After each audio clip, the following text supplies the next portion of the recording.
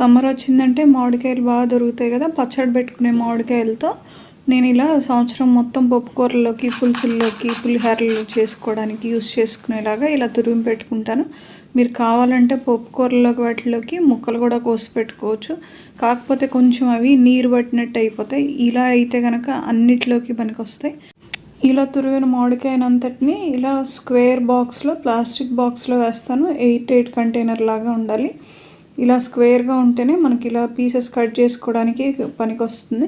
మనకి ఎంత పీస్ కావాలో ఆ పీస్ వేసేసుకోవచ్చు కదా. ఇలా డీప్ ఫ్రిడ్జ్లో పెట్టకముందే చాక్తో కట్ చేసి దీన్ని 24 అవర్స్ డీప్ ఫ్రిడ్జ్లో పెడతాను.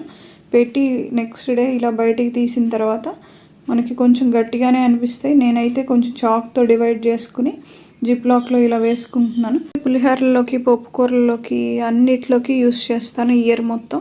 మీరు కూడా ఇలా ట్రై చేసి మీకు ఎలా వచ్చిందో కామెంట్ చేయండి. Thank you.